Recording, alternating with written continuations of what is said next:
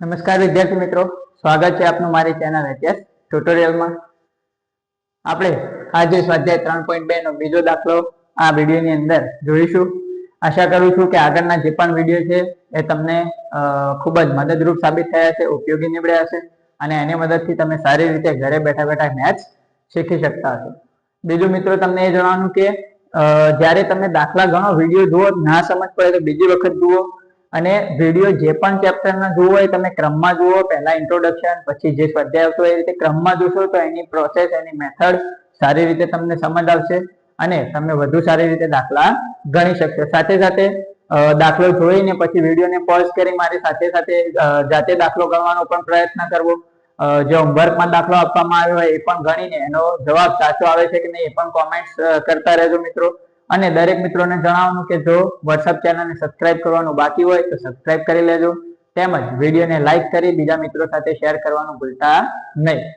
એ સાથે બીજી એક માહિતી જણાવવાની કે દરેક વિડીયોના ડિસ્ક્રિપ્શનની અંદર મારા WhatsApp ચેનલની લિંક આપેલી છે, તો તમે એ લિંકની મદદથી મારી WhatsApp ચેનલમાં જોડાઈ શકો છો।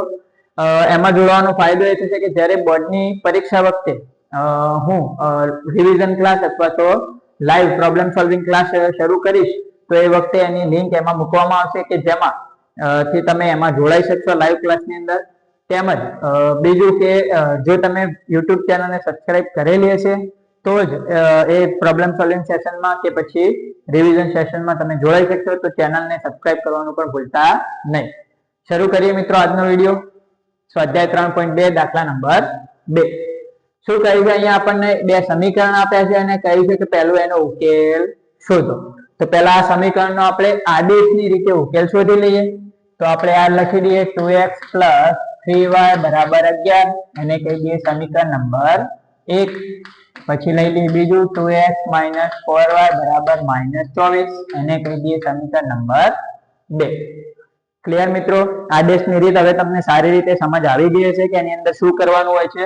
તો આપણે બે સમીકરણ આપ્યા હતા, બે સમીકરણ લખી દીધા। આવા બંનેમાંથી કોઈ એક સમીકરણ સિલેક્ટ કરો। ધારે કે હું અહીંયા બીજું સમીકરણ સિલેક્ટ કરું તો લખીશ સમીકરણ 2 પરથી મારે x વાળા પદને કરતા બનાવું તો 2x બરાબર આ 4y માઈનસ હતા, પેલી બાજુ જાય તો શું થાય? પ્લસ। તો 4y વળી પાછા ત્યાં -24 તો હતા જ, તો એમના એમ। સાદુરૂપ આપીએ તો x બરાબર 4y - 24 બે ગુણાકારમાં હતા, બીજી બાજુ જાય તો ભાગાકારમાં જતા રહેશે। હવે જો અહીંયા ઉપરના બંને જે પદો છે મિત્રો, બંને પદોને 2 વડે ભાગી શકાય એમ છે, તો આપણે આવું કરી દઈએ x બરાબર 4y/2 - 24/2 બરાબર।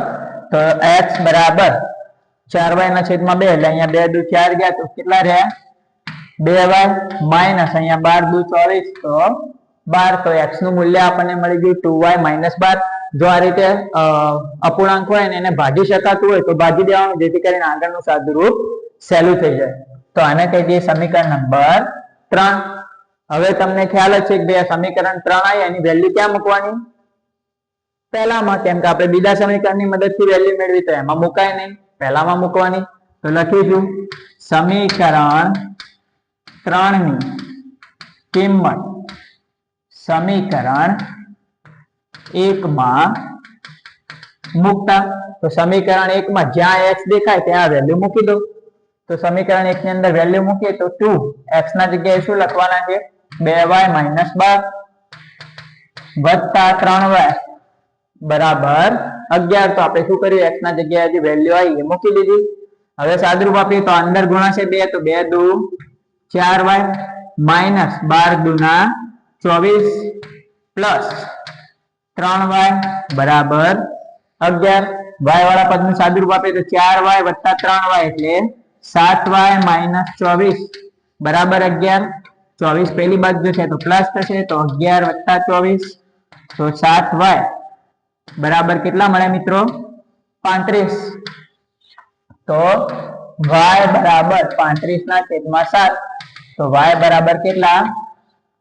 5 બરાબર। તો આપણને એક ચલની કિંમત મળી ગઈ, y બરાબર 5। હવે બીજો ચલ શોધવાનો છે, તો એના માટે શું કરવાનું? આ જે કિંમત આવી છે એને સમીકરણ 3 માં મૂકી દો એટલે x મળી જશે। તો લખવાનું y ની કિંમત ક્યાં મૂકીશું? સમીકરણ 3 માં મૂકતા, તો y ની કિંમત આપણે ક્યાં મૂકવાની છે? સમીકરણ 3 ની અંદર. તો સમીકરણ 3 માં y ની કિંમત મૂકો તો x બરાબર શું થાય? 2 y ના જગ્યાએ કેટલા લખીશું? 5 માઈનસ 12, તો અહીંયા કેટલા છે? 5 દુ 10 માઈનસ 12, તો x ની કિંમત 10 માંથી 12 ગયા તો 2 રહેશે અને નિશાની મોટાની તો કેટલી મળી? -2. તો x ની કિંમત મળી ગઈ -2, y ની કિંમત મળી ગઈ 5. તો બંને ઉકેલ મળી ગયા જે આપણને શોધવાના કીધા હતા. હવે દાખલામાં આગળ શું કરીશું? એવો એમ શોધો. અહીં સુધી તો તમે જાણો છો, આ પ્રોસેસ તો તમને હવે આવડી ગઈ છે. આદેશની રીત ખૂબ જ સરળ છે, બરાબર. હવે આગળ શું કરીશું? જો એમ શોધો, એવો એમ શોધો કે જેથી y બરાબર mx + 3 થાય. તો ઘણા બધા વિદ્યાર્થીઓમાં કન્ફ્યુઝન થઈ જાય, ભાઈ એમ કઈ રીતે શોધવું કે જેથી આ સમીકરણનું પાલન થાય? તો મિત્રો આમાં કંઈ જ કરવાનું નથી. આ જે સમીકરણ આપ્યું છે એ જ લઈ લઈએ આપણે. તો એ જે સમીકરણ આપણને આપ્યું છે એ સમીકરણ લઈ લઈએ, y બરાબર mx + 3. જે સમીકરણ આપ્યું છે એ લઈ લીધું. હવે એની અંદર આપણા જોડે y ની અને x ની જે આપણે કિંમત શોધી એ મૂકી દો. તો y ની કિંમત કેટલી હતી? 5. m ગુણ્યા x ની કિંમત કેટલી? -2 + 3, બરાબર. આ 3 આ બાજુ ખસેડીએ તો માઈનસ માં જશે, તો 5 - 3 બરાબર -2m, બરાબર. હવે એનું સાદુરૂપ આપીએ, 5 માંથી 3 ગયા તો કેટલા રહ્યા? 2 બરાબર -2m. આ -2 ગુણાકારમાં છે, બીજી બાજુ ખસેડો તો ભાગાકારમાં જશે, તો 2/-2 બરાબર m. 2 જતા રહે, કઈ ના બચ્યું તો શું બચ્યું? 1 અને નિશાની માઈનસ રહી, તો -1 બરાબર m. તો m ની કિંમત આપણને મિત્રો કેટલી મળી ગઈ? -1. તો બસ આ દાખલામાં કઈ કન્ફ્યુઝન થવાનું નથી. એમ શોધવાનો હતો તો એના માટે આ સમીકરણનો ઉપયોગ કર્યો. એ સમીકરણમાં જે x અને y ની કિંમતો આપણને મળી હતી એ મૂકી દીધી અને સાદુરૂપ આપ્યું તો m ની કિંમત મળી ગઈ. તો ખૂબ જ ઈઝી દાખલો છે. આશા કરું છું કે વિડીયો ની માહિતી આપને સારી રીતે સમજ આપતી હશે. તો દરેક મિત્રો પોતાની કોમેન્ટ આપવાનું ભૂલતા નહીં. ફરી મળીશું એક નવા વિડીયોમાં નવા ટોપિક સાથે. ત્યાં સુધી જય હિન્દ, જય ભારત.